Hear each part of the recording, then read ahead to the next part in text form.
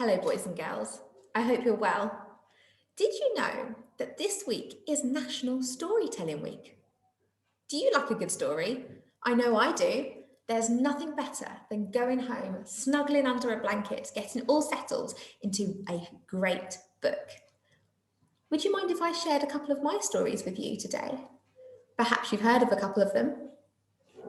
My first one is Giraffes Can't Dance, and I have trusty Gerald from Giraffes class here with me to share the story.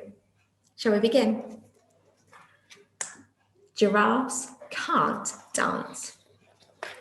Gerald was a tall giraffe whose neck was long and slim, but his knees were awfully bandy and his legs were rather thin.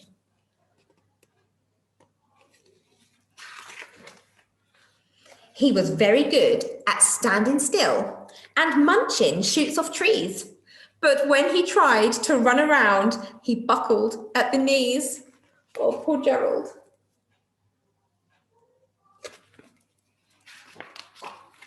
Now, every year in Africa, they hold the jungle dance, where every single animal turns up to skip and prance.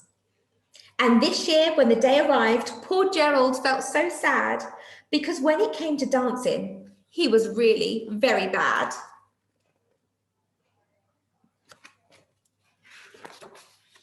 The warthogs started waltzing, the rhinos rock and rolled, the lions danced a tango that was elegant and bold. The chimps all did a cha-cha with a very Latin feel, and 8 baboons had teamed up for a splendid Scottish reel.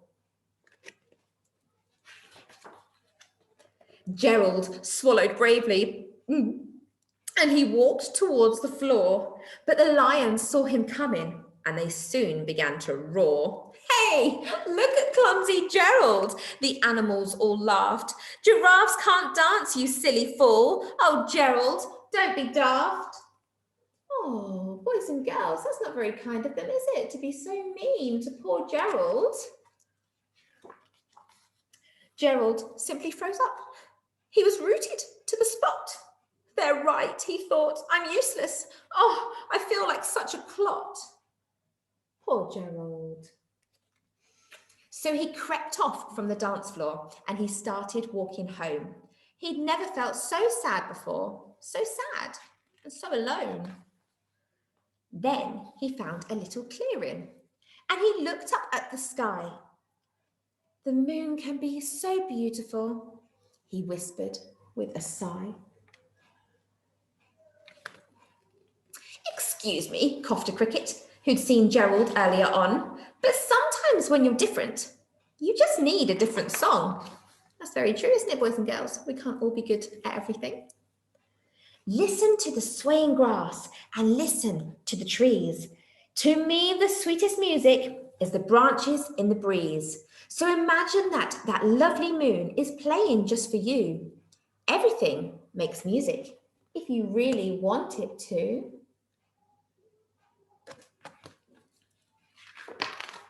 With that, the cricket smiled and picked up his violin. Then Gerald felt his body do the most amazing thing. Do you know what it is, boys and girls? His hooves started shuffling, making circles on the ground. His neck was gently swaying and his tail was swishing round.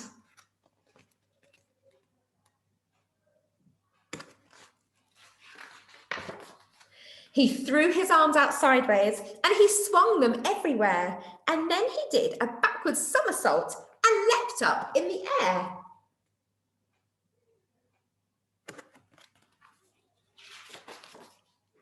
Gerald felt so wonderful. His mouth was open wide. I am dancing. Yes, I'm dancing. I am dancing, Gerald cried. Then one by one, each animal who'd been there at the dance arrived while Gerald boogied on and watched them, quite entranced.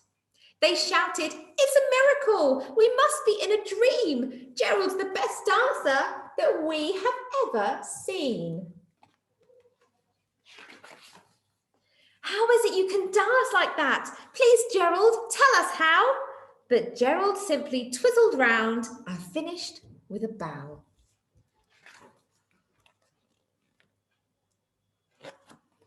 Clever Gerald. Then he raised his head and he looked up at the moon and stars above. We can all dance, he said, if we find music that we love. What a lovely story. I hope you enjoyed that one. Would you like to hear another? My next story is about some animals as well. This one is called Night Monkey and Day Monkey. Off we go. The moon shone down on the jungle. Night Monkey climbed up the tree. She clambered and leapt to where Day Monkey slept and whispered, "You can't catch me." Day Monkey woke up and chased her and lost his grip on the bark. He landed cross on a bed of moss, complaining, "Oh, it's much too dark."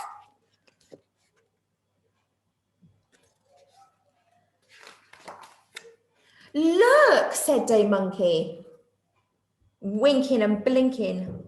"Hundreds of eyes, winking and blinking and bright." Night Monkey laughed and said, "Don't be daft. They're fireflies that fly in the night." "Help," said Day Monkey, "flying mice, or maybe I'm wrong and they're rats." Day Monkey laughed and said, "Don't be daft. Haven't you heard of bats?" "Stop," said Day Monkey. "Listen to that. They're sawing the trees into logs." Night Monkey laughed and said, "Don't be daft. It's only a chorus of frogs." "Hey," said Day Monkey, "there's a banana. How did it manage to fly?" Night Monkey laughed and said, "Don't be daft. That banana's the moon in the sky." Silly old monkey. Day Monkey yawned. "Oh," rubbed his eyes. "Maybe I'm dreaming," he said. "Nighttime is creepy. I'm feeling sleepy. I'm going back to bed." The sun shone down the next morning. Day Monkey slid down the tree. He slithered and leapt to where Night Monkey slept and whispered, "You can't catch me." Night Monkey woke up and chased him, screwing her eyes up tight. She came to rest at an empty nest, complaining, "It's much too bright." "Look," said Night Monkey, "moths wearing makeup. Why are they in disguise?" Day Monkey laughed and said, "Don't be daft. They're beautiful butterflies."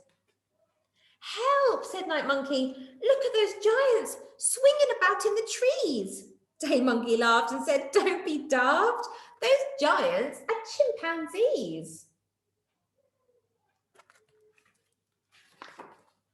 "Stop," said Night Monkey. "Screeching owls, the colours of peas and carrots." Day Monkey laughed and said, "Don't be daft. Haven't you seen these parrots?" "Hey," said Night Monkey, "naughty black monkeys, can't they get out of the way?" Day Monkey laughed and said, "Don't be daft. Our shadows are here to stay." Night Monkey yawned. Oh, rubbed her eyes. "Maybe I'm dreaming," she said. "Daytime is crazy. I'm feeling lazy. I'm going back to bed." Now Night Monkey sleeps in the daylight and Day Monkey sleeps in the night. And now and again at sunrise, when it isn't quite dark or light, they share a bunch of bananas halfway up a tree. Day Monkey calls it breakfast and Night Monkey calls it tea. Did you enjoy that book, boys and girls? I hope you did. It's really interesting to think about the differences between night and day, isn't it? Thank you for listening to my 2 stories. Maybe you could go off and ask your grown-up to read a couple more of your favourite stories at home. Enjoy the rest of Storytelling Week. Take care. See you soon.